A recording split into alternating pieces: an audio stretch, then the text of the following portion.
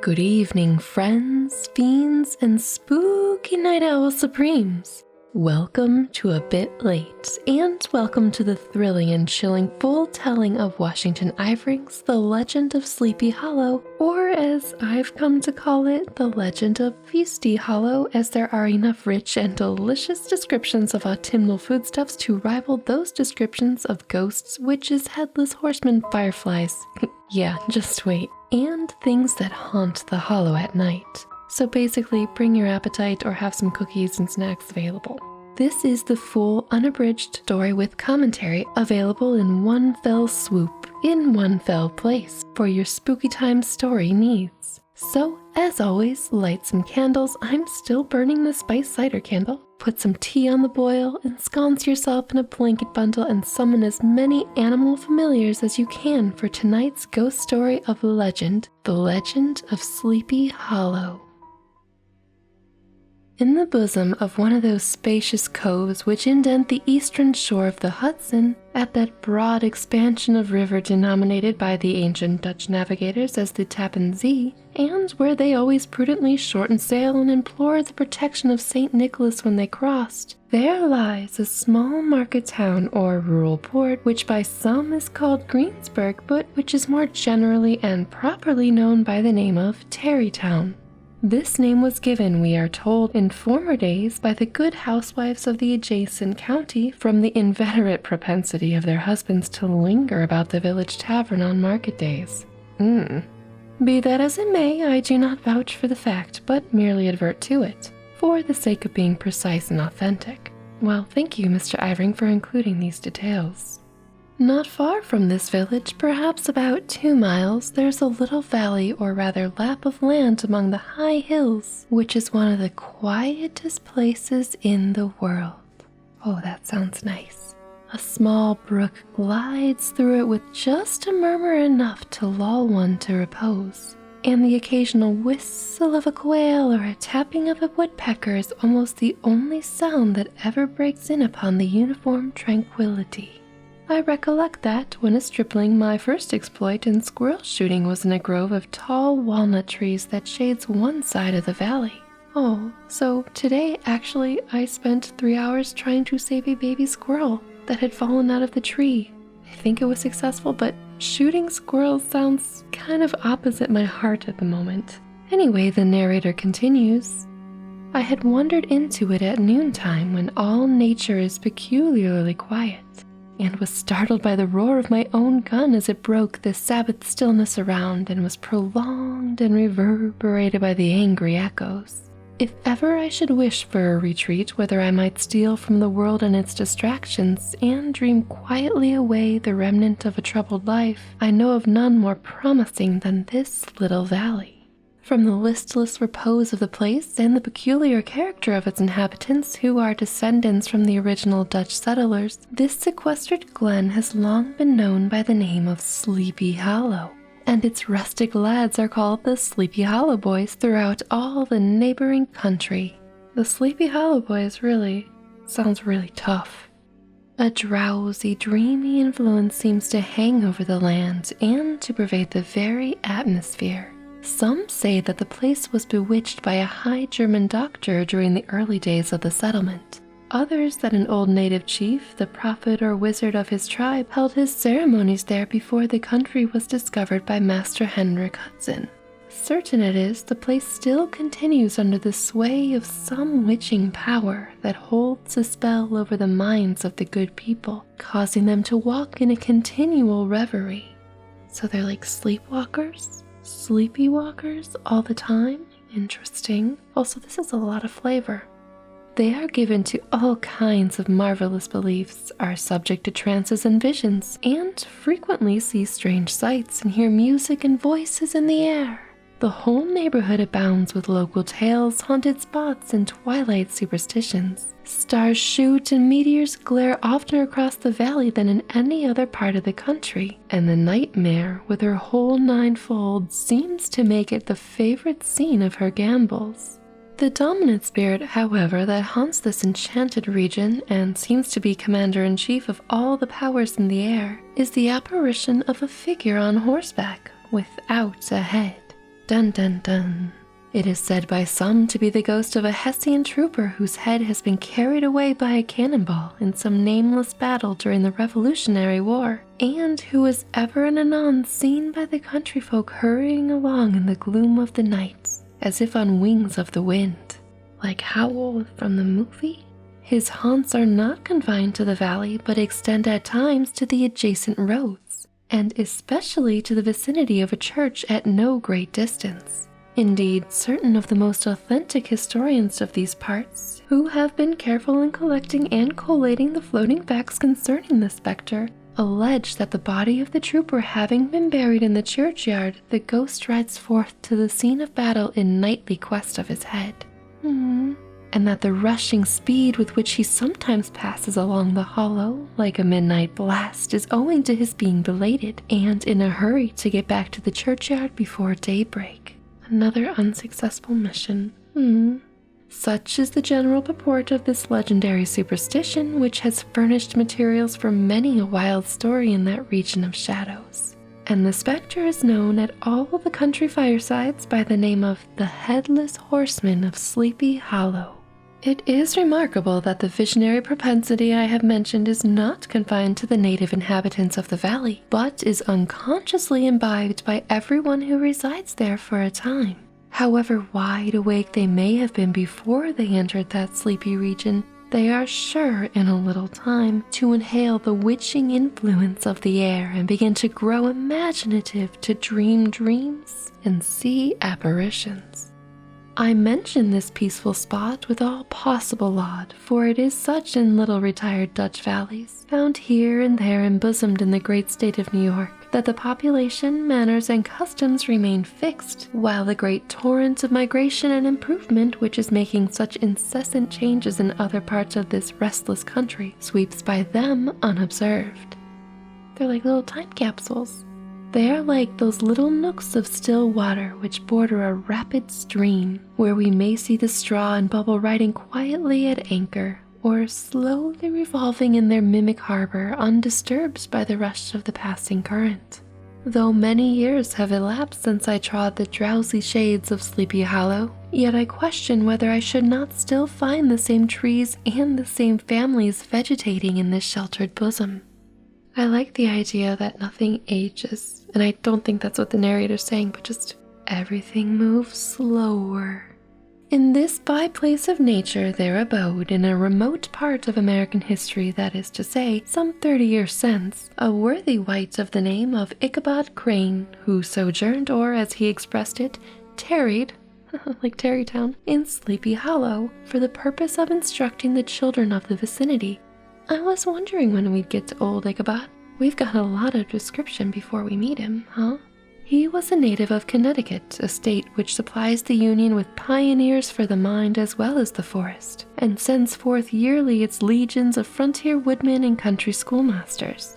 The cognomen of Crane was not inapplicable to his person. He was tall, but exceedingly lank, with narrow shoulders, long arms and legs, hands that dragged a mile out of his sleeves. Wow, he's really tall. Feet that might have served for shovels, and his whole frame most loosely hung together. His head was small and flat at the top, with huge ears, large, glassy green eyes, and a long snipe nose, so that it looked like a weathercock perched upon his spindle neck to tell which way the wind blew. These are very, very visual descriptions, and they do make me kind of chuckle. To see him striding along the profile of a hill on a windy day, with his clothes bagging and fluttering about him, one might have mistaken him for the genius of famine descending upon the earth, or some scarecrow eloped from a cornfield. Hey, Turnip Hen! His schoolhouse was a low building of one large room, rudely constructed of logs, the windows partly glazed and partly patched with leaves of old copybooks. It was almost ingeniously secured at vacant hours by a withe twisted in the handle of the door, and stakes set against the window shutters, so that though a thief might get in with perfect ease, he would find some embarrassment in getting out, an idea most probably borrowed by the architect Jos van Houten from The Mystery of an Eelpot. I may need to do some Google searching, friends and fiends. The schoolhouse stood in a rather lonely but pleasant situation just at the foot of a woody hill, with a brook running close by and a formidable birch tree growing out at one end of it. How is a birch tree formidable?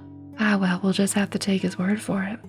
From hence, the low murmur of his pupils' voices, conning over their lessons, might be heard in a drowsy summer's day, like the hum of a beehive interrupted now and then by the authoritative voice of the master in the tone of menace or command, or, peradventure, by the appalling sound of the birch. That's why it's formidable, as he urged some tardy loiterer along the flowery path of knowledge. Truth to say, he was a conscientious man and ever bore in mind the golden maxim, spare the rod and spoil the child. Ichabod Crane's scholars certainly were not spoiled. I don't like him much, I don't think. He's pretty birch switch happy. I would not have imagined, however, that he was one of those cruel potentiates of school who enjoy in the smarts of their subjects. On the contrary, he administered justice with discrimination rather than severity. Well, I'm glad the narrator thinks that that's what he is, or imagines him to be, rather, taking the burden off the backs of the weak and laying it on those of the strong. Your mere puny stripling that winced at the least flourish of the rod was passed by with indulgence, but the claims of justice were satisfied by inflicting a double portion on some little tough, wrong-headed, broad-skirted child who sulked and swelled and grew dogged and sullen beneath the birch. He sounds so mean. All this he called doing his duty by their parents. Man. And never inflicted a chastisement without following it by the assurance, so consolatory to the smarting child, that, quote, he would remember it and thank him for it the longest day he had to live. When school hours were over, he was even the companion and playmate of the larger boys. What? And on holiday afternoons would convoy some of the smaller ones home, who happened to have pretty sisters, or good housewives for mothers, noted for the comforts of the cupboard. I get the measure of old Ichabod now. Sure. Anyway, indeed it behooved him to keep on good terms with his pupils. The revenue arising from his school was small, and it would have been scarcely sufficient to furnish him with daily bread. Okay, understandable. Schools need more funding, for he was a huge feeder, and, though lank, had the dilating powers of an anaconda. What? Sorry. But to help out his maintenance, he was, according to the country custom in those parts, boarded and lodged at the houses of the farmers whose children he instructed. With these he lived successfully a week at a time, thus going the rounds of the neighborhood, with all his worldly effects tied up in a cotton handkerchief. Okay, this makes a little more sense now. I thought he just liked to eat dinner with pretty ladies who knew how to cook every day, but the school just needs funding. Okay, that all this might not be too onerous on the purposes of his rustic patrons, who are apt to consider the cost of schooling a grievous burden, and schoolmasters as mere drones. Come on now. He had various ways of rendering himself both useful and agreeable. He assisted the farmers occasionally in the lighter labors of their farms, helped them to make hay, mended their fences, took the horses to water, drove the cows from pasture, and cut wood for the winter fire. In addition to teaching, he laid aside, too, all the dominant dignity and absolute sway with which he lorded it in his little empire, the school, and became wonderfully gentle and ingratiating. He found favor in the eyes of the mothers by petting the children. Particularly the youngest, and, like the lion bold, which Wilhelm so magnanimously the lamb did hold, he would sit with one child on his knee and rock a cradle with his foot for hours together. And he's a babysitter? Wow, he does a lot.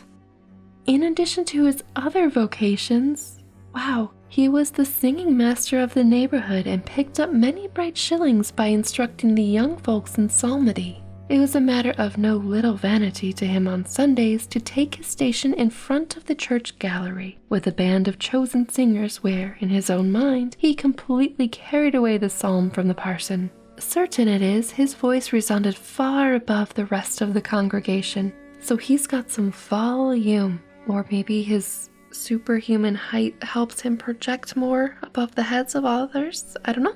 and there are peculiar quavers still to be heard in that church. Oh, cool, he leaves echoes still, and which may even be heard half-mile off, quite to the opposite side of the mill pond on a still Sunday morning, which are said to be legitimately descended from the nose of Ichabod Crane. He certainly left a mark, wow.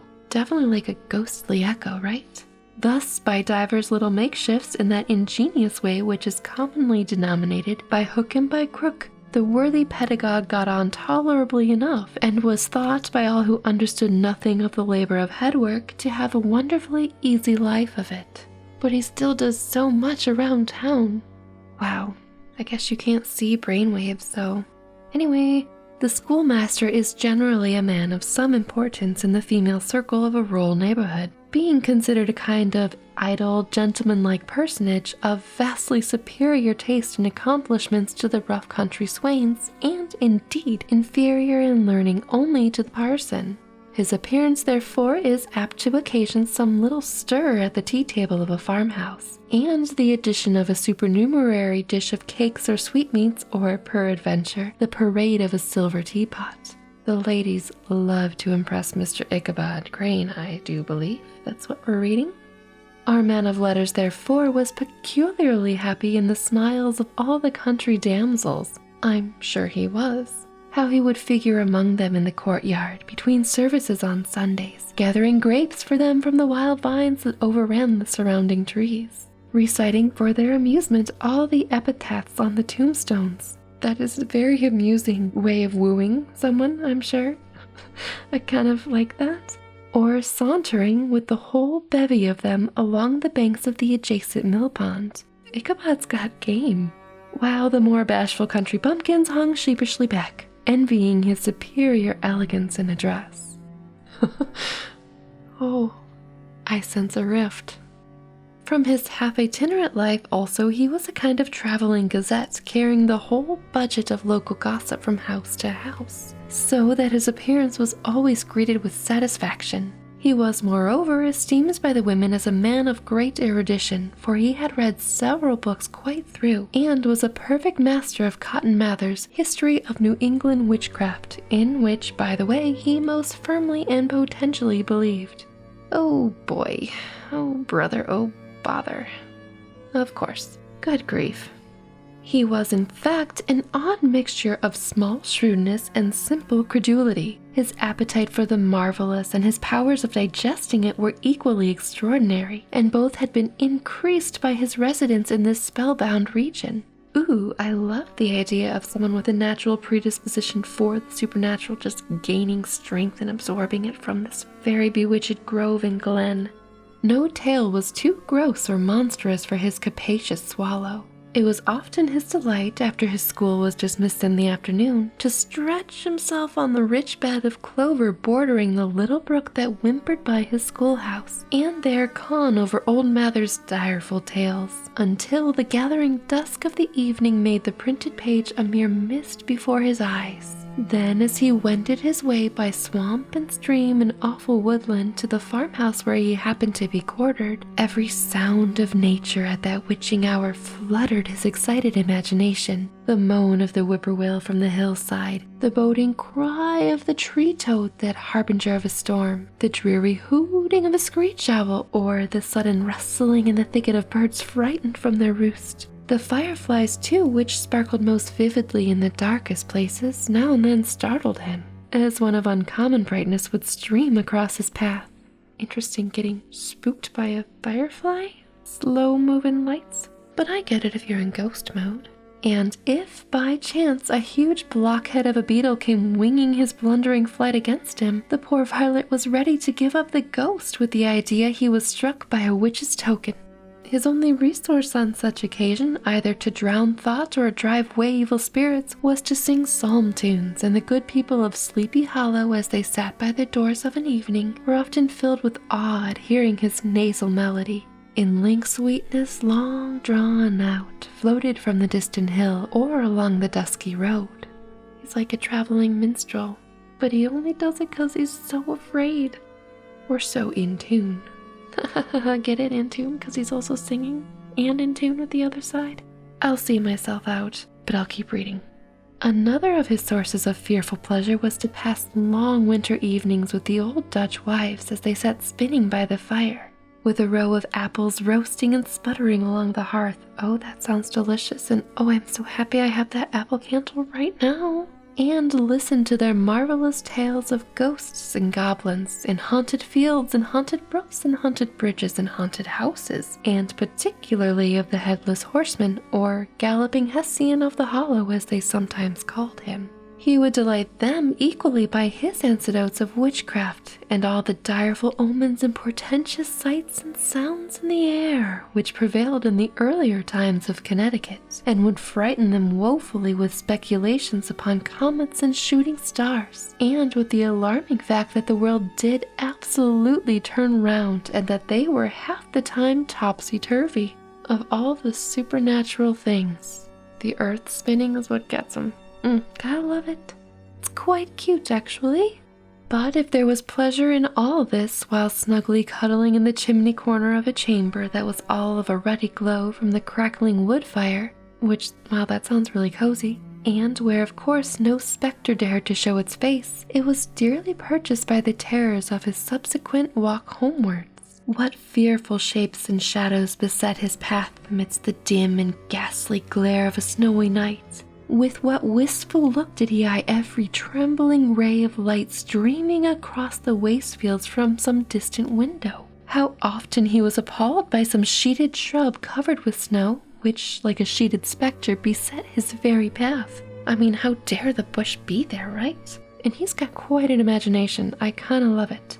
How often did he shrink with curdling awe at the sound of his own steps on the frosty crust beneath his feet, and dread to look over his shoulder lest he should behold some uncouth being tramping close behind him, and how often he was thrown into complete dismay by some rushing blast howling among the trees and the idea that it was the Galloping Hessian on one of his nightly scourings.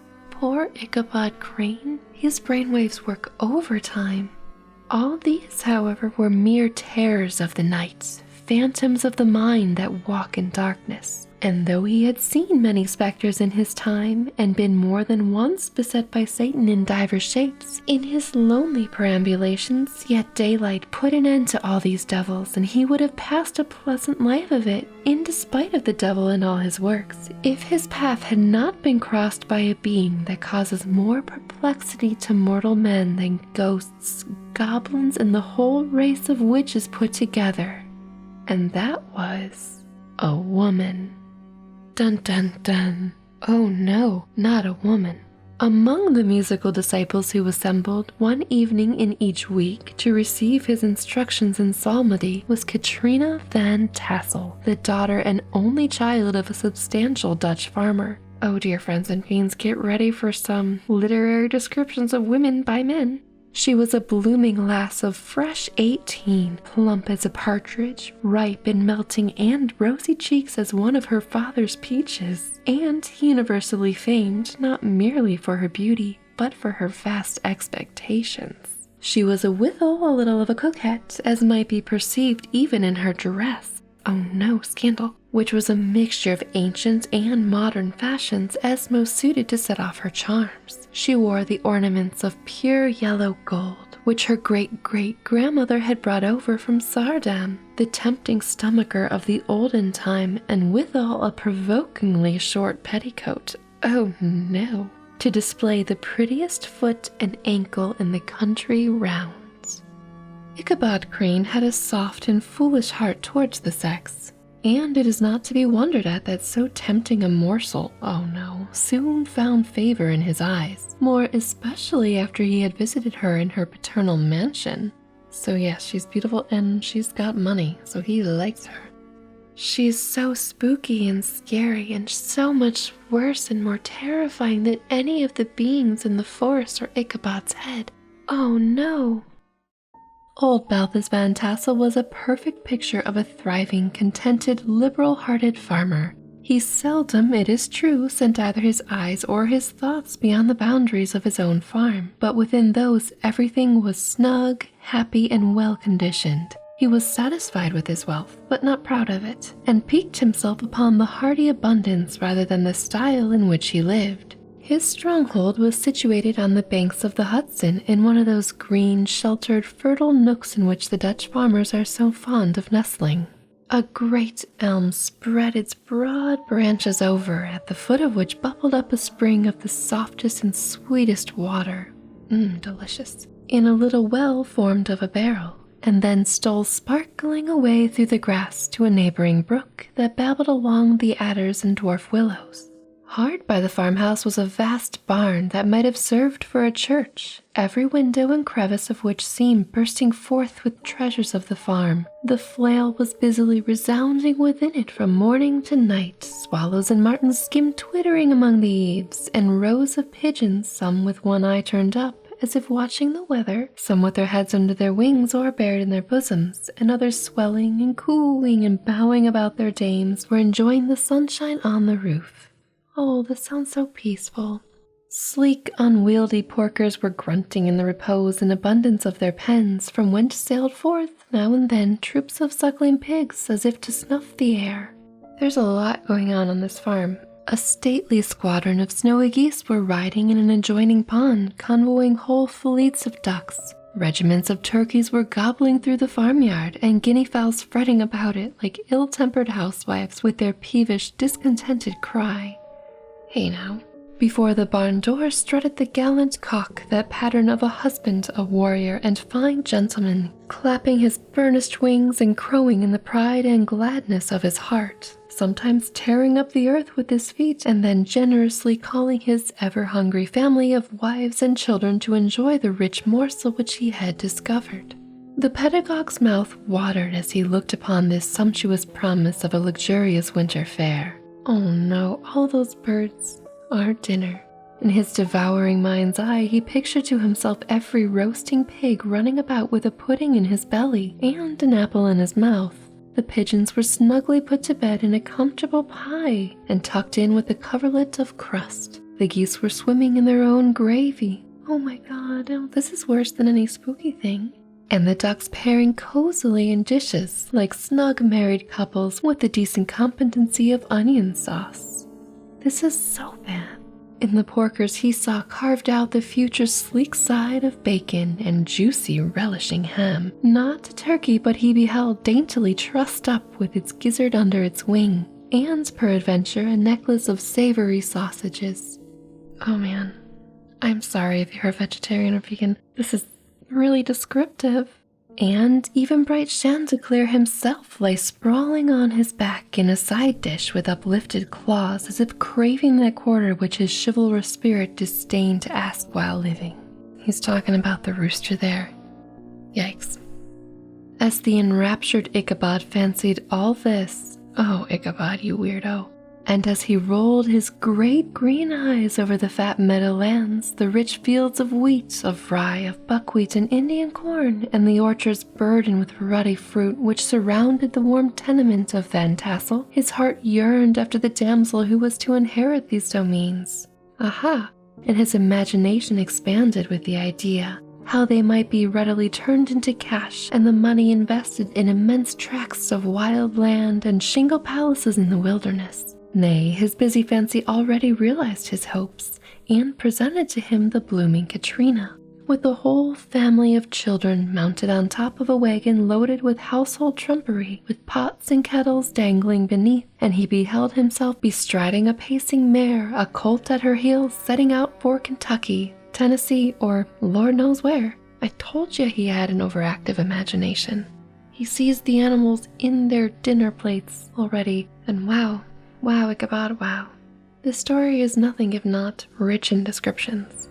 When he entered the house, the conquest of his heart was complete. It was one of those spacious farmhouses with high-ridged but lowly sloping roofs, built in the style handed down from the first Dutch settlers. The low projecting eaves forming a piazza along the front, capable of being closed up in bad weather.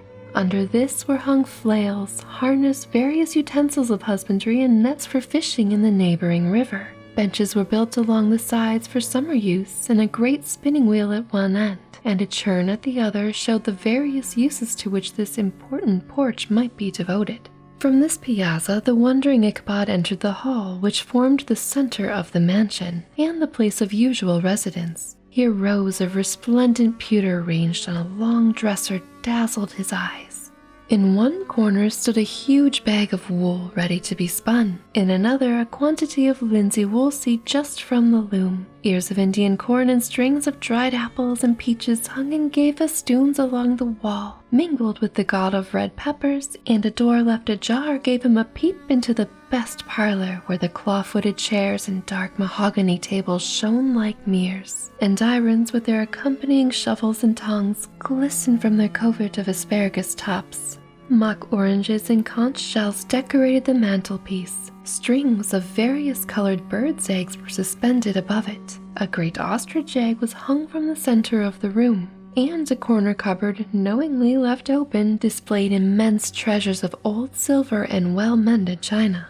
Hopefully soon we'll get into some actual story, dear friends and fiends.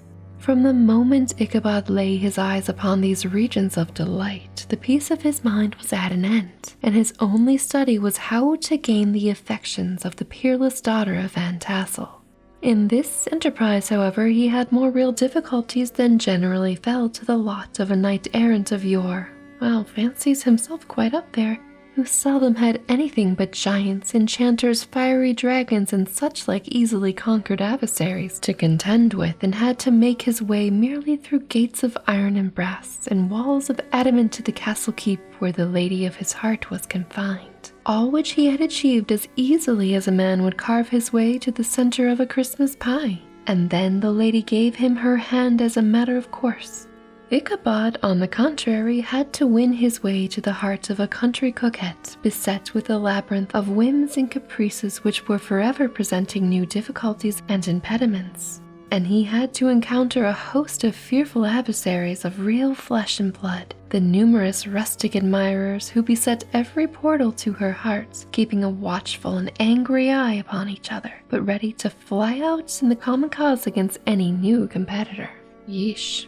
Among these, the most formidable was a burly, roaring, roistering blade of the name of Abraham, or, according to the Dutch abbreviation, Brom van Brunt, the hero of the country round, which rang with his feats of strength and hardihood. He was broad-shouldered and double-jointed. Wow, cool. Selling point?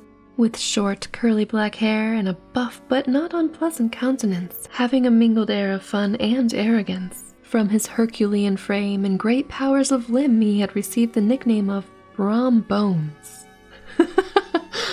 Brom Bones, dear friends and fiends, by which he was universally known. Oh yeah, good old Brom Bones, you know. He was famed for great knowledge and skill in horsemanship. He was foremost at all races and cockfights, and with the ascendancy which bodily strength always acquires in rustic life, was the umpire in all disputes, setting his hat on one side and giving his decisions with an air and tone that admitted of no gainsay or appeal. Interesting, I did not know that great strength gave you the deciding voice in matters, but here we are. He was always ready for a fight or a frolic, but had more mischief than ill will in his composition, and with all his overbearing roughness there was a strong dash of waggish good humor at bottom. He had 3 or 4 boon companions who regarded him as their model, and at the head of whom he scoured the country, attending every scene of feud or merriment for miles round. In cold weather he was distinguished by a fur cap surrounded with a flaunting fox's tail, and when the folks at a country gathering descried this well-known crest at a distance, whisking about among a squad of hard riders, they always stood by for a squall. Sometimes his crew would be heard dashing along past the farmhouses at midnight with a whoop and a hello, and the old dames, startled out of their sleep, would listen for a moment till the hurry-scurry had clattered by, and then exclaim, "Aye, there goes Brom Bones and his gang!" Giving him a free pass to cause chaos. Anyway, the neighbors looked upon him with a mixture of awe, admiration, and goodwill. He seems a lot like Gaston, and I don't particularly like him, but anyway, I guess that doesn't matter, right? And when any madcap prank or rustic brawl occurred in the vicinity, always shook their heads and warranted Brom Bones was at the bottom of it. Dang Brom Bones, darn you. This rantable hero had for some time singled out the blooming Katrina for the object of his uncouth gallantries. I'm sure he did, of course he did. And though his amour's toyings were something like the gentle caresses and endearments of a bear, yet it was whispered that she did not altogether discourage his hopes. I mean, he would be good for the farm, right? Certain it is, his advances were signals for rival candidates to retire, who felt no inclination to cross a lion in his amours. Insomuch that when his horse was seen tied to Van Tassel's paling on a Sunday night, a sure sign that his master was courting, or as it is termed, sparking. I didn't know it was termed that, but if ever I'm talking about courting now, I will use the word sparking. Within, all other suitors passed by in despair and carried the war into other quarters. Such was the formidable rival with whom Ichabod Crane had to contend, and, considering all things, a stouter man than he would have shrunk from the competition, and a wiser man would have despaired. He had, however, a happy mixture of pliability and perseverance in his nature. He was in form and spirit like a supple jack, yielding but tough. Though he bent, he never broke, and though he bowed beneath the slightest pressure, yet, the moment it was away, jerk, he was as erect and carried his head as high as ever. And as we know, dear listener, he is quite tall, so that is a very high head holding. To have taken the field openly against his rival would have been madness, for he was not a man to be thwarted in his amours any more than that stormy lover Achilles. Ichabod therefore made his advances in a quiet and gently insinuating manner, under cover of his character of singing master. He made frequent visits at the farmhouse. Not that he had anything to apprehend from the meddlesome interference of parents, which is so often a stumbling block in the path of lovers. Balt Van Tassel was an easy, indulgent soul. He loved his daughter better even than his pipe. I mean, I would hope so, because one's an inanimate object and the other is your daughter. Anyway, and like a reasonable man and an excellent father, let her have her way in everything. His notable little wife, too, had enough to do to attend to her housekeeping and manage her poultry, for, as she sagely observed, ducks and geese are foolish things and must be looked after, but girls can take care of themselves. Thus, while the busy dame bustled about the house or plied her spinning wheel at one end of the piazza, honest Balt would sit smoking his evening pipe at the other, watching the achievements of a little wooden warrior who, armed with sword in each hand, was most valiantly fighting the wind on a pinnacle of the barn. Oh, so when there's a suitor over, they just both go onto the porch where the mother goes to tend to poultry, and they just look at a weather vane? Interesting. Like, nothing's going on in there. Sure. In the meantime, Ichabod would carry on his suit with the daughter by the side of the spring under the great elm, or sauntering along in the twilight, that hour so favorable to the lover's eloquence. Also did not know that. I profess not to know how women's hearts are wooed and won. I feel like that's a bold admission, Washington Irving. To me, they have always been matters of riddle and admiration. Some seem to have but one vulnerable point or door of access, while others have 1,000 avenues, and may be captured in 1,000 different ways. Really? It's almost as if each woman is unique. It is a great triumph of skill to gain the former, but a still greater proof of generalship to maintain the possession of the latter. For man must battle for his fortress at every door and window. What are we reading? He who wins 1,000 common hearts is therefore entitled to some renown, but he who keeps undisputed sway over the heart of a coquette is indeed a hero. What is this that we are reading? Certain it is this was not the case with the redoubtable Brom Bones, and from the moment Ichabod Crane made his advances, the interest of the former evidently declined. His horse was no longer seen tied to the palings on Sunday nights, and a deadly feud gradually arose between him and the preceptor of Sleepy Hollow. Brom, who had a degree of rough chivalry in his nature, would fain have carried matters to open warfare and have settled their pretensions to the lady, according to the mode of those most concise and simple reasoners, the knights-errant of yore, by single combat. But Ichabod was too conscious of the superior might of his adversary to enter the list against him. He had overheard a boast of Bones that he would double the schoolmaster up and lay him on a shelf of his own schoolhouse.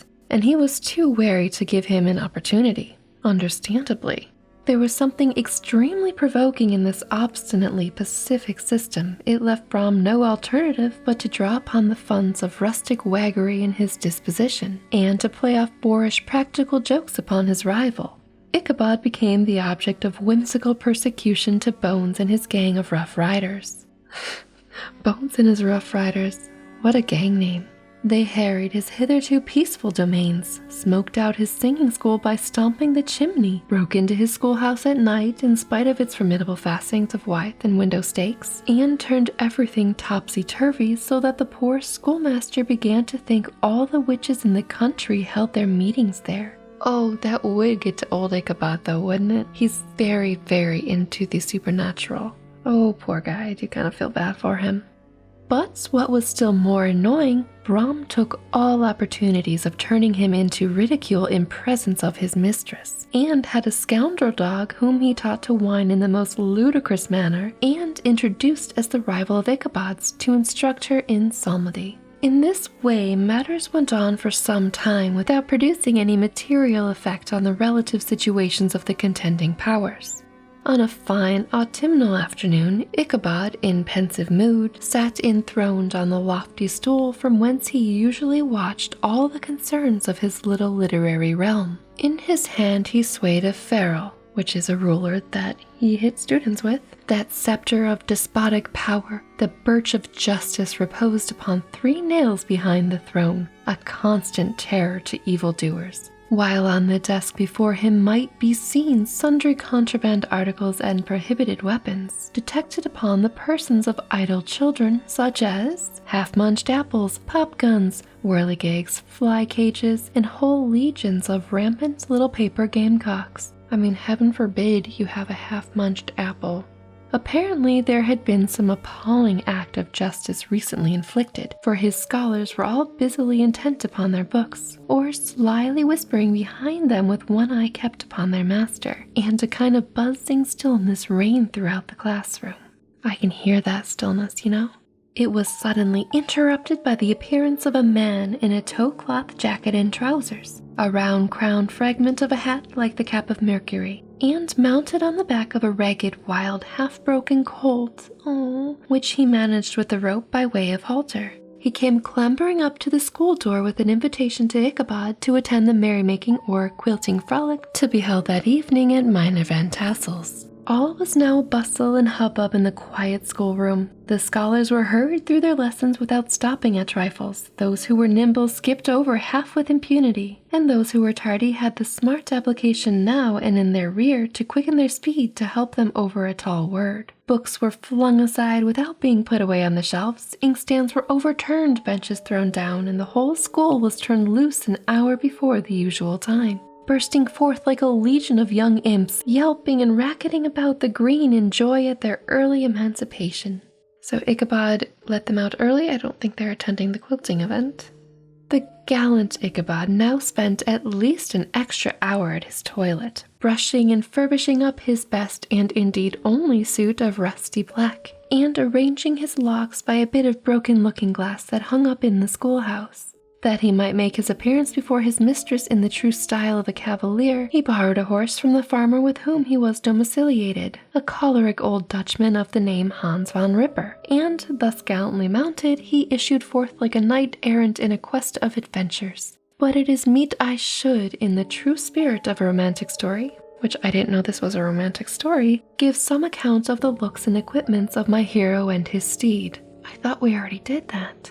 The animal he bestrode was a broken-down plough horse, and that he had outlived almost everything but its viciousness. He was gaunt and shagged, with an ewe neck and a head like a hammer. His rusty mane and tail were tangled and knotted with burrs. One eye had lost its pupil and was glaring and spectral, but the other had the gleam of a genuine devil in it. Interesting. Still, he must have had fire and metal in his day, if we may judge from the name he bore of Gunpowder. He had in fact been a favorite steed of his master's, the choleric Van Ripper, who was a furious rider, and had infused, very probably, some of his own spirit into the animal. For, old and broken down as he looked, there was more of the lurking devil in him than in any young filly in the country. Ichabod was a suitable figure for such a steed. He rode with short stirrups which brought his knees nearly to the pommel of the saddle. His sharp elbows stuck out like grasshoppers. He carried his whip perpendicularly in his hands like a scepter. And his horse jogged on. The motion of his arms was not unlike the flapping of a pair of wings. A small wool hat rested on the top of his nose, for so his scanty strip of a forehead might be called, and the skirts of his black coat fluttered out almost to the horse's tail. Oh, such was the appearance of Ichabod and his steed as they shambled out of the gates of Hans von Ripper, and it was altogether such an apparition that is seldom to be met with in broad daylight. It was, as I have said, a fine autumnal day. The sky was clear and serene, and nature wore that rich and golden livery which we always associate with the idea of abundance. The forests had put on their sober brown and yellow, while some trees of the tenderer kind had been nipped by the frost into brilliant dyes of orange, purple, and scarlet. Streaming files of wild ducks began their appearance high in the air. The bark of the squirrel might be heard from the groves of beech and hickory nuts, and the pensive whistle of the quail at intervals from the neighboring stubble field. The small birds were taking their farewell banquets. In the fullness of their revelry, they fluttered, chirping and frolicking from bush to bush and tree to tree, capricious from the very profusion and variety around them. There was the honest cock robin, the favorite game of stripling sportsmen, with its loud, querulous note, and the twittering blackbirds flying in sable clouds, and the golden-winged woodpecker with his crimson crest, his broad black gorget and splendid plumage, and the cedar bird with its red-tipped wings and yellow-tipped tail, and its little Monterco cap of feathers, and the blue jay, that noisy coxcomb, in his gay light blue coat and white underclothes, screaming and chattering, nodding and bobbing and bowing, and pretending to be on good terms with every songster of the grove. My dear friends and fiends, if you didn't know birds, well, you know them now, am I right? As Ichabod jogged slowly on his way, his eye ever open to every symptom of culinary abundance. Oh, good Lord, he is thinking he wants to eat all the birds. Ranged with delight over the treasures of jolly autumn. On all sides he beheld vast store of apples, some hanging in the oppressive opulence on the trees, some gathered into baskets and barrels for the market, others heaped up in rich piles for the cider press. Farther on he beheld great fields of corn with its golden ears peeping from their leafy coverts, and holding out the promise of cakes and hasty pudding, and the yellow pumpkins lying beneath them, turning up their fair round bellies to the sun, and giving ample prospects of the most luxurious of pies. If you're hungry, this is probably not the story to be listening to, I didn't realize. And as he beheld them, soft anticipation stole over his mind of dainty slapjacks, well buttered and garnished with honey or treacle by the delicate little dimpled hand of Katrina van Tassel. I do have to enjoy how he's fantasizing about pancakes or similar made from pumpkins, but really, oh, her little hand pouring syrup over them, be still my heart. It's quite funny, actually. Thus feeding his mind and my hunger with many sweet thoughts and sugared suppositions, he journeyed along the sides of a range of hills which look out upon some of the goodliest scenes of the mighty Hudson. The sun gradually wheeled its broad disk down in the west. The wide bosom of the Tappan Zee lay motionless and glassy, excepting that here and there a gentle undulation waved and prolonged the blue shadow of the distant mountain. A few amber coals floated in the sky, without a breath of air to move them. The horizon was of a fine golden tint, gradually changing into a pure apple green, and from that into the deep blue of the mid-heaven. A slanting ray lingered on the woody crest of the precipices that overhung some parts of the river, giving greater depth to the dark gray and purple of their rocky sides. A sloop was loitering in the distance, dropping slowly down with the tide, her sail hanging uselessly against the mast. And as the reflection of the sky gleamed along the still water, it seemed as if the vessel was suspended in the air. It was toward evening that Ichabod arrived at the castle of the Heer van Tassel, which he found thronged with the pride and flower of the adjacent country.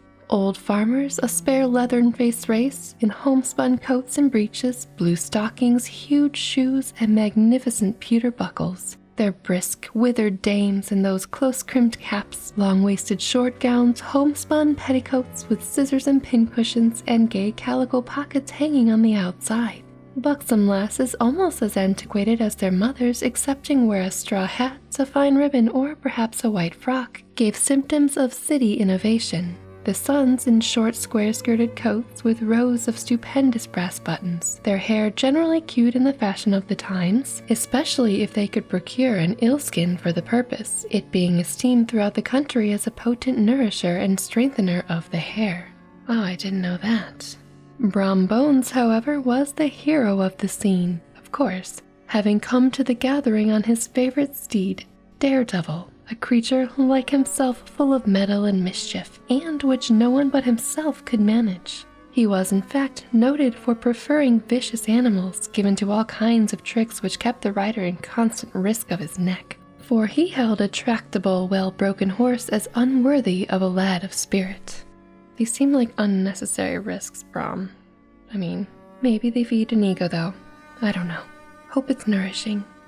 Fain would I pause to dwell upon the world of charms that burst upon the enraptured gaze of my hero, here I believe he means Ichabod, as he entered the state of the parlor of Van Tassels' mansion.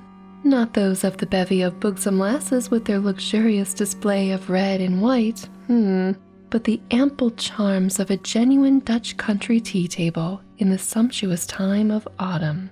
If you're hungry, you have been warned. Here we go. Such heaped-up platters of cakes of various and almost indescribable kinds, known only to experienced Dutch housewives. There was the doughy donut, the tender olykoek, this is a type of donut, friends and fiends, and the crisp and crumbling cruller, sweet cakes and short cakes, ginger cakes and honey cakes, and the whole family of cakes. Oh, the whole family's here. And then there were apple pies and peach pies and pumpkin pies, besides slices of ham and smoked beef, and moreover delectable dishes of preserved plums and peaches and pears and quinces, not to mention broiled shad and roasted chickens, together with bowls of milk and cream, all mingled higgledy-piggledy, pretty much as I have enumerated them, with the motherly teapot sending up its clouds of vapor from the midst. Heaven bless the mark. Ooh, I will henceforth call my teapot a motherly teapot. I like that. I want breath and time to discuss this banquet as it deserves, and I am too eager to get on with my story. Happily, Ichabod Crane was not in so great a hurry as his historian, but did ample justice to every dainty. I was so worried that Ichabod would not eat everything on the table. He does spend all his time fantasizing about meals from the farm animals he sees after all. It would be remiss if he didn't have a piece of everything. Hungry yet? He was a kind and thankful creature whose heart dilated in proportion as his skin was filled with good cheer and whose spirits rose with eating, as some men's do with drink. He could not help, too, rolling his eyes round him as he ate, and chuckling with the possibility that he might one day be lord of all this scene of utmost unimaginable luxury and splendor. When he marries Katrina? Then he thought how soon he'd turn his back upon the schoolhouse, snap his fingers in the face of Hans van Ripper and every other patron, and kick any itinerant pedagogue out of the doors that should dare to call him comrade. Oh, Ichabod and your fancies, come on, man. Old Baltus Van Tassel moved about among his guests with a face dilated with content and good humor, round and jolly as the harvest moon. His hospitable attentions were brief but expressive, being confined to a shake of the hand, a slap on the shoulder, a loud laugh, and a pressing invitation to fall to and help themselves. And now the sound of the music from the common room or hall summoned to the dance. Ichabod prided himself upon his dancing as much as his vocal powers. Not a limb, not a fiber about him was idle, and to have seen his loosely hung frame in full motion and clattering about the room, you would have thought St. Vitus himself, that blessed patron of the dance, was figuring before you in person. I mean, maybe he's graceful, but I just picture a lanky bird bobbing and weaving awkwardly, but he was the admiration of all. Maybe he's a really good bobber and weaver. The lady of his heart was his partner in the dance, and smiling graciously in reply to all his amorous oglings, while Brom Bones, sorely smitten with love and jealousy, sat brooding by himself in one corner. Oh, what's wrong, Brom? You can't dance?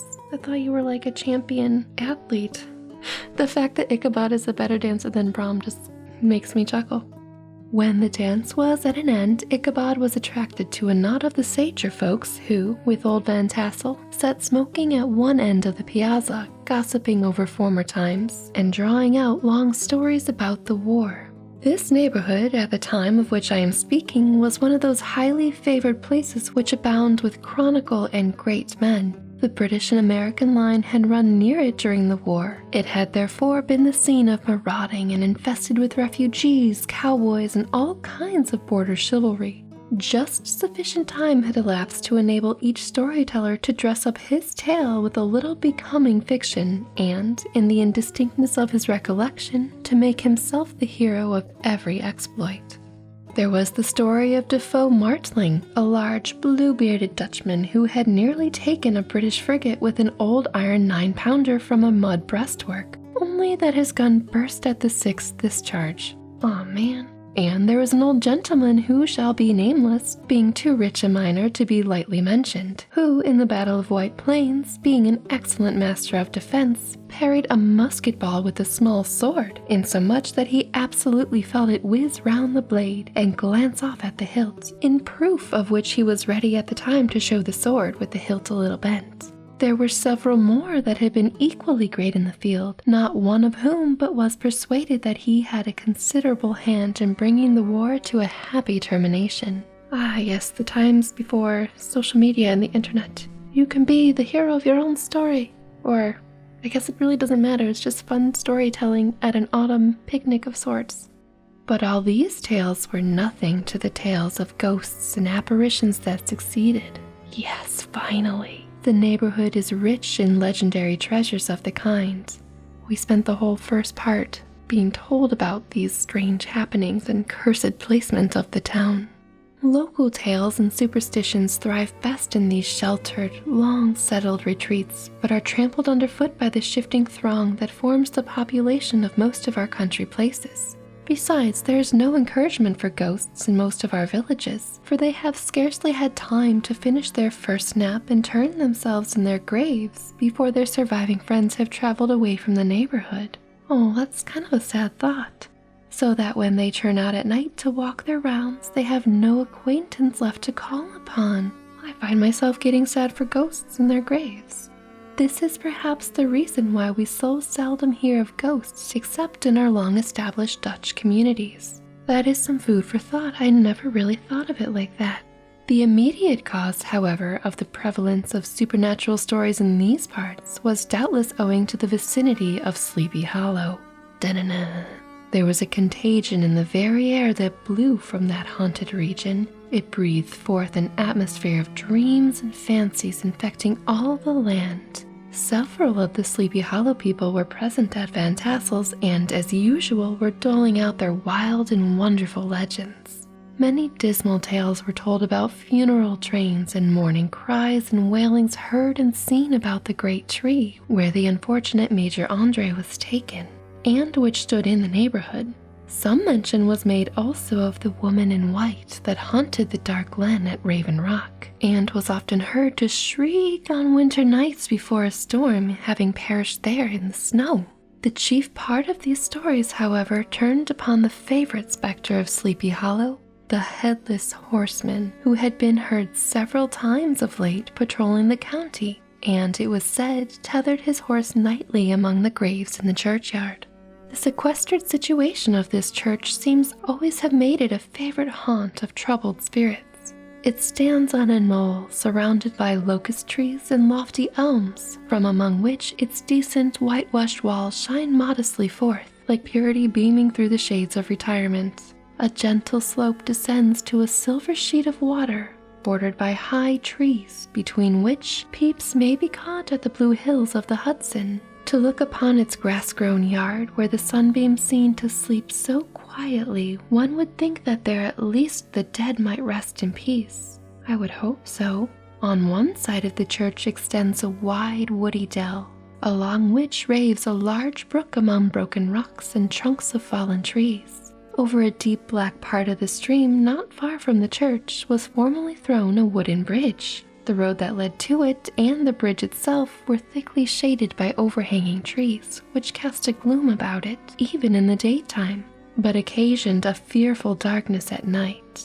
Such was one of the favorite haunts of the Headless Horseman, and the place where he was most frequently encountered. The tale was told of old Brower, a most heretical disbeliever in ghosts, how he met the horseman returning from his foray into Sleepy Hollow, and was obliged to get up behind him. How they galloped over bush and brake, over hill and swamp, until they reached the bridge, when the horseman suddenly turned into a skeleton, threw old Brower into the brook, and sprang away over the treetops with a clap of thunder. This story was immediately matched by a thrice marvelous adventure of Brom Bones. Of course, here he comes, who made light of the galloping Hessian as an errant jockey. He affirms that on returning one night from the neighboring village of Sing Sing, he had been overtaken by this midnight trooper, that he had offered to race with him for a bowl of punch, and should have won it too, for Daredevil beat the goblin horse all hollow. But just as they came to the church bridge, the Hessian bolted and vanished in a flash of fire. I mean, of course Brom would be like, hey man, let's totally race. All these tales told in that drowsy undertone with which men talk in the dark, the countenances of the listeners only now and then receiving a casual gleam from a glare of a pipe, sank deep in the mind of Ichabod. He repaid them in kind with large extracts from his invaluable author Cotton Mather, oh boy, so exciting, and added many marvelous events that had taken place in his native state of Connecticut, and fearful sights which he had seen in his nightly walks about Sleepy Hollow. Like fireflies, Ichabod? The revel now gradually broke up. The old farmers gathered together their families in their wagons and were heard for some time rattling along the hollow roads and over the distant hills. Some of the damsels mounted on pillions behind their favorite swains, and their light-hearted laughter mingling with the clatter of hoofs echoed along the silent woodlands, sounding fainter and fainter until they gradually died away, and the late scene of noise and frolic was all silent and deserted. Ichabod only lingered behind. What are you doing there, Ichabod? According to the custom of country lovers, to have a tete-a-tete with the heiress, fully convinced that he was now on the high road to success. What passed at this interview I will not pretend to say, for in fact I do not know. Something, however, I fear me, must have gone wrong, for he certainly sallied forth after no great interval, with an air quite desolate and chapfallen. Oh, these women! Could that girl have been playing off any of her coquettish tricks? Was her encouragement of the poor pedagogue all a mere sham to secure her conquest of his rival? Oh no! Heaven only knows, not I. Let it suffice to say, Ichabod stole forth with the air of one who has been sacking a hen roost rather than a fair lady's heart. Oh boy, tough luck, Ichabod.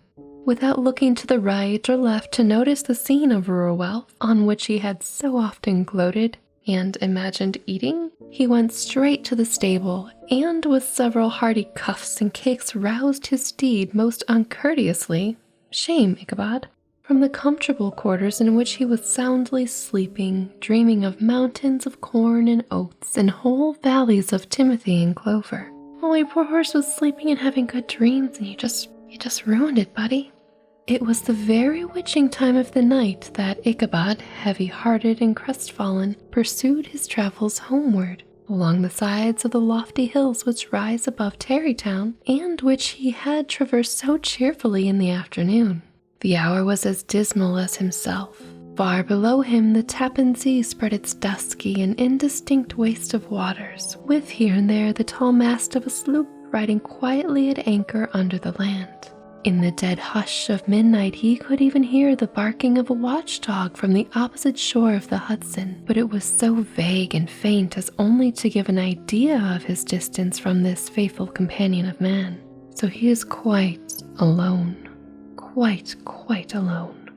Now and then, too, the long-drawn crowing of a cock accidentally awakened would sound far off, from some farmhouse away among the hills, but it was like a dreaming sound in his ear. No signs of life occurred near him, but occasionally the melancholy chirp of a cricket or perhaps the guttural twang of a bullfrog from a neighboring marsh, as if sleeping uncomfortably and turning suddenly in his bed. That's actually quite an adorable little visual, a little frog in a lily pad or a little leaf or just a bog, startling awake and turning over because his leg got cramped or something. Oh. Anyway, back to spooky witching hour of night stroll or ride, shall we? All the stories of ghosts and goblins that he had heard in the afternoon now came crowding upon his recollection. He has a very overactive imagination too. This is not going to be good. The night grew darker and darker. The stars seemed to sink deeper in the sky, and the driving clouds occasionally hid them from his sight. He had never felt so lonely and dismal. He was, moreover, approaching the place where many of the scenes of the ghost stories had been laid. Dun dun dun. In the center of the road stood an enormous tulip tree, which towered like a giant above all the other trees of the neighborhood, and formed a kind of landmark. Its limbs were gnarled and fantastic, large enough to form trunks for ordinary trees, twisting down almost to the earth and rising again into the air. It was connected with the tragical story of the unfortunate Andre, who had been taken prisoner hard by, and was universally known by the name of Major Andre's tree. The common people regarded it with a mixture of respect and superstition, partly out of sympathy for the fate of its ill-starred namesake, and partly from the tales of strange sights and doleful lamentations told concerning it. As Ichabod approached this fearful tree, he began to whistle. Probably because he's afraid. I'd do that too, but I wouldn't because I'd want to be stealthy. He thought his whistle was answered. Da-na-na. But it was but a blast sweeping sharply through the dry branches. As he approached a little nearer, he thought he saw something white hanging in the midst of the tree. Dun dun dun. He paused and ceased whistling, but on looking more narrowly, perceived that it was a place where the tree had been scathed by lightning and the white wood laid bare. Suddenly he heard a groan, and his teeth chattered and his knees smote against the saddle, but it was the rubbing of one huge bough upon another as there they were swayed about by the breeze. He passed the tree in safety, but new perils lay before him. Dun dun dun. About 200 yards from the tree, a small brook crossed the road and ran into a marshy and thickly wooded glen known by the name of Wiley's Swamp. A few rough logs laid side by side served for a bridge over this stream. That's not much. On that side of the road where the brook entered the wood, a group of oaks and chestnuts matted thick with wild grapevines threw a cavernous gloom over it. To pass this bridge was the severest trial. It sounds like it. It was at this identical spot that the unfortunate Andre was captured, and under the covert of those chestnuts and vines were the sturdy yeomen concealed who surprised him. Look out, Ichabod. This had ever been since considered a haunted stream, and fearful are the feelings of the schoolboy who has had to pass it alone after dark.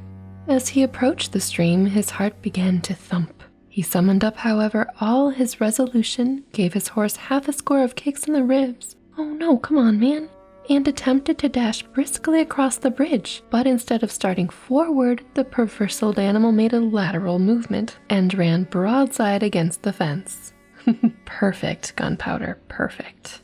Ichabod, whose fears increased with the delay, jerked the reins on the other side and kicked lustily with the contrary foot. It was all in vain. His steed started, it is true, but it was only to plunge to the opposite side of the road into a thicket of brambles and alder bushes. The schoolmaster now bestowed both whip and heel upon the starving ribs of old Gunpowder. Oh, come on, give him a break.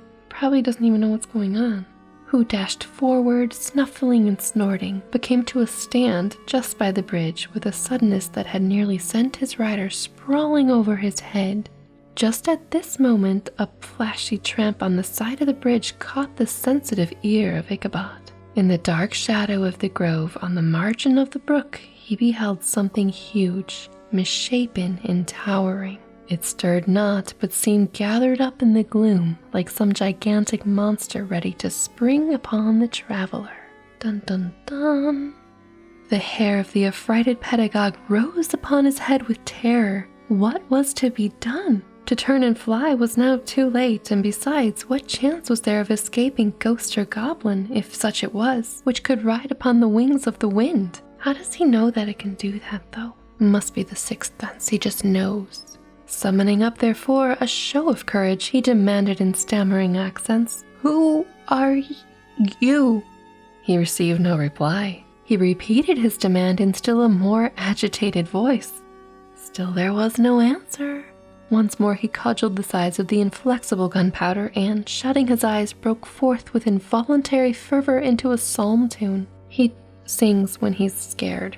Just then the shadowy object of alarm put itself in motion, and with a scramble and a bound stood in the middle of the road. Though the night was dark and dismal, yet the form of the unknown might now in some degree be ascertained. He appeared to be a horseman of large dimensions, and mounted on a black horse of powerful frame. Who do we know who's large, and has a horse, and is good at horseback riding? He made no offer of molestation or sociability, but kept aloof on one side of the road, jogging along on the blind side of old Gunpowder, who had just now got over his fright and waywardness.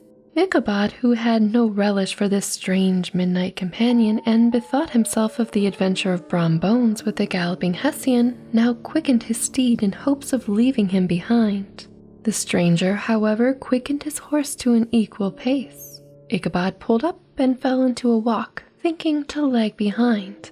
The other did the same. His heart began to sink within him. He endeavored to resume his psalm tune, but his parched tongue clove to the roof of his mouth, and he could not utter a stave. There was something in the moody and dogged silence of this pertinacious companion that was mysterious and appalling. It was soon fearfully accounted for. On mounting a rising ground which brought the figure of his fellow traveler in relief against the sky, gigantic in height and muffled in a cloak, Ichabod was horror-struck on perceiving that he was headless. But his horror was still more increased on observing that the head, which should have rested on his shoulders, was carried before him on the pommel of his saddle. His terror rose to desperation. He rained a shower of kicks and blows upon Gunpowder. Oh, come on! Hoping by a sudden movement to give his companion the slip. But the spectre started full jump with him. Away then they dashed through the thick and thin, stones flying and sparks flashing at every bound. Ichabod's flimsy garments fluttered in the air as he stretched his long, lank body away over his horse's head in the eagerness of his flight. What does he think, he's going to outrun his horse while being on the horse? So silly, Ichabod. Or maybe that's a riding technique, I don't know. They had now reached the road which turns off to Sleepy Hollow, but Gunpowder, who seemed possessed with a demon, instead of keeping up it, made an opposite turn, and plunging headlong downhill to the left. This road leads through a sandy hollow shaded by trees for about 1/4 of a mile, where it crosses the bridge famous in a goblin story. Of course it does, and I want to know that goblin story. And just beyond swells the green knoll on which stands the whitewashed church. As yet, the panic of the steed had given his unskillful rider an apparent advantage in the chase, but just as he got halfway through the hollow, the girths of the saddle gave way, and he felt it slipping from under him. He seized it by the pommel and endeavored to hold firm, but in vain, and had just time to save himself by clasping old Gunpowder round the neck, when the saddle fell to the earth, and he heard it trampled underfoot by his pursuer. Wow, I didn't realize the Headless Horseman was so close behind him. For a moment, the terror of Hans von Ripper's wrath passed across his mind. Oh, priorities. For it was his Sunday saddle. But this was no time for petty fears. The goblin was hard on his haunches, and, unskillful rider that he was, he had much ado to maintain his seat, sometimes slipping on one side, sometimes on another, and sometimes jolted on the high ridge of his horse's backbone. Ow! With a violence that he verily feared would cleave him asunder. Ouch! An opening in the trees now cheered him with the hopes that the church bridge was at hand. The wavering reflection of a silver star in the bosom of the brook told him that he was not mistaken. He saw the walls of the church dimly glaring under the trees beyond. Yay! He recollected the place where Brom Bones' ghostly competitor had disappeared. If I can but reach that bridge, thought Ichabod, I am safe. Just then he heard the black steed panting and blowing close in behind him. He even fancied that he felt his hot breath. Oh no! Another convulsive kick in the ribs and old Gunpowder sprang upon the bridge. He thundered over the resounding planks. He gained the opposite side, and now Ichabod cast a look behind to see if his pursuer should vanish, according to the rule, in a flash of fire and brimstone. Ooh, maybe that's where the fiery image of the Headless Horseman comes from. Just then he saw the goblin rising in his stirrups and in the very act of hurling his head at him. So not disappearing, not at all. Ichabod endeavored to dodge the horrible missile, but too late. It encountered his cranium with a tremendous crash. He was tumbled headlong into the dust, and Gunpowder, the black steed, and the goblin rider passed by like a whirlwind. The next morning the old horse was found without his saddle and with the bridle under his feet, soberly cropping the grass at his master's gate. Ichabod did not make his appearance at breakfast. Dinner hour came, but no Ichabod, and we know how he loves food. He would not miss these meals, my friends and fiends. The boys assembled at the schoolhouse and strolled idly about the banks of the brooks, but no schoolmaster. Hans Van Ripper now began to feel some uneasiness at the fate of poor Ichabod and his saddle. Of course, priorities for Hans Van Ripper. An inquiry was set on foot, and after diligent investigation they came upon his traces. In one part of the road leading to the church was found the saddle trampled in the dirt, the tracks of horses' hoofs deeply dented in the road, and evidently at furious speed, were traced to the bridge, beyond which, on the bank of a broad part of the brook, where the water ran deep and black, was found the hat of the unfortunate Ichabod, and close behind it, a shattered pumpkin. So much for a horrible head. The brook was searched, but the body of the schoolmaster was not to be discovered. Hans Van Ripper, as executor of his estate, examined the bundle which contained all his worldly effects. They consisted of 2 shirts and a half shirt, interesting, 2 socks for the neck, a pair or 2 of worsted stockings, an old pair of corduroy small clothes, a rusty razor, a psalm book of tunes full of dog's ears, like pages, and a broken pitch pipe. As to the books and furniture of the schoolhouse, they belonged to the community, excepting Cotton Mather's History of Witchcraft, a New England almanac, and a book of dreams and fortune-telling, in which the last was a sheet of foolscap much scribbled and blotted in several fruitless attempts to make a copy of verses in honor of the heiress Van Tassel. Oh, how sweet is love poetry. These magic books and the poetic scrawl were forthwith consigned to the flames by Hans Van Ripper, who, from that time forward, determined to send his children no more to school, observing that he never knew any good to come of this same reading and writing. Stay in school, friends and fiends? Whatever money the schoolmaster possessed, and he had received his quarter's pay but a day or 2 before, he must have had about his person at the time of his disappearance. Or the Headless Horseman took it all. Ta-da! The mysterious event caused much speculation at the church on the following Sunday. I'm sure it did. The guy just disappeared. And there's this shattered pumpkin. I don't even know what to make of this. Knots of gazers and gossips were collected in the churchyard, at the bridge, and at the spot where the hat and pumpkin had been found.